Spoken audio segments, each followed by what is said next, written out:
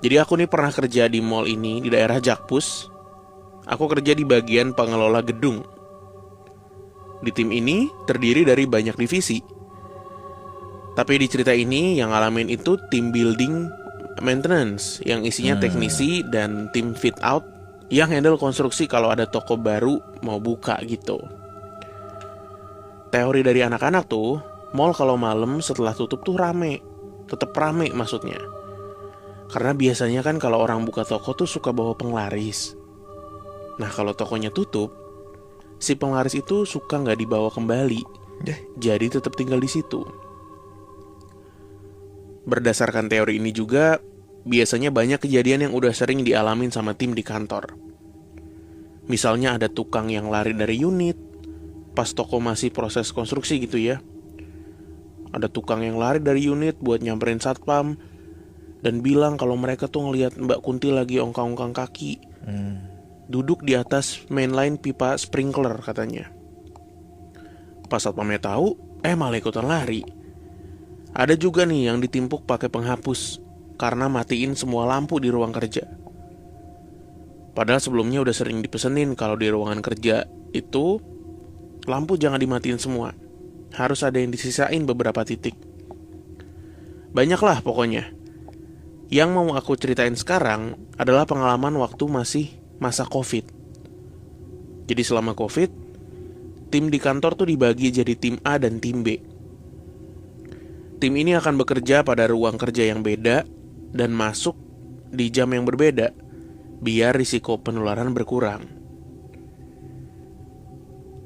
Jadi kalau satu tim terdiri dari 8 orang, maka tim A berisi 4 orang dan tim B juga 4 orang. Kejadiannya sekitar bulan September 2020. Aku masuk ke dalam tim B bersama satu orang manajer, sebut aja namanya Pak Albert, dan satu orang head, namanya Bu Shirley. Posisiku saat itu adalah supervisor. Oke, sebagai tambahan informasi, kantor pengelola gedung itu biasanya di basement. Kami ditempatkan di area ruang meeting. Jadi pada area pintu masuk terdapat koridor yang sisi kirinya itu ada toilet pria dan wanita, juga pantry. Terus belok kanan, ada 5 ruang meeting berseberangan yang tengahnya tuh koridor. Semoga kebayang ya teman-teman. Kejadian ini dialami oleh manajerku. Sebut aja namanya Pak Albert. Dan Pak Albert ini orangnya jahil banget.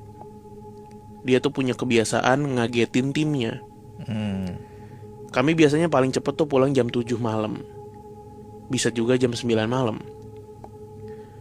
Selagi yang lain masih beres-beres, dia biasanya suka matiin lampu di semua ruangan termasuk koridor. Kecuali ruangan meeting yang dipakai kerja. Terus dia ngumpet tuh di balik dinding belokan arah pintu masuk. Pas kita lagi jalan mau belok kiri ke arah pintu masuk, dia ketawa datar tuh. Dan kita pasti kaget banget karena yang kelihatan cuma giginya aja. Aku pernah sekali jadi korbannya dia. Dan aku kaget setengah mati. Dia ketawa puas banget karena hari itu kami cuma berdua yang masuk. Jadi setelah dia ngagetin beberapa orang, akhirnya dia ketulah juga. Kejadian itu sewaktu aku dan headku, si Bu Shirley, sedang gak masuk karena sakit. Di ruang meeting yang kami pakai, salah satu dinding sisi kanan dari pintu masuk ya maksudnya, itu ada stiker dinding full bergambar pohon-pohon rimbun hutan. Pak Albert duduk menghadap langsung ke bagian dinding dengan stiker pepohonan itu. Jarak ini cukup jauh, karena meja dan kursi Pak Albert berada di sisi dinding yang berseberangan. Kurang lebih sekitar 6 meter lah jaraknya. Sekitar jam setengah 6 sore, Pak Albert masih konsen sama laptopnya. Tiba-tiba dia samar-samar ngelihat siluet kepala orang dari stiker tersebut. Dia mendongak ke arah gambar salah satu batang pohon. Nyata gak ada apa-apa. Dia fokus kembali kerja. Selang 5 menit, dia merasa kembali ada kepala atau wajah orang di salah satu pohon yang sama gitu. Warna batang pohon ini coklat tua kehitaman. Kali ini Pak Albert penasaran dan berdiri dari kursinya terus menatap ke batang pohon itu. Ternyata nggak ada apa-apa lagi. Ya udahlah, dia kembali fokus ke laptopnya. Beberapa menit kemudian, dia kembali merasa ada yang janggal dari gambar batang pohon itu. Dia kembali mendongak dan dia menatap batang pohon itu beberapa detik. Ternyata ada kepala yang keluar dari dinding itu. Kepala sampai batas bahu dengan rambut yang panjang sampai ke lantai dan mukanya menunduk. Pak Albert kaget, tapi dia tetap mencoba santai. Dia berdiri dari kursinya sambil buka HP, lalu jalan ke arah pintu keluar. Buat keluar ruangan, dia harus ngelewatin Mbak Kunti tadi. Pada saat dia cerita ini ke saya dan head saya besoknya, dia bilang kalau dia merasa merinding dari ujung kepala sampai ujung kaki waktu lewat deket si Mbak Kunti ini. Katanya begitu dia keluar pintu utama area meeting, kakinya langsung lemes dan dia lari ke kantin buat ngopi sambil nenangin diri.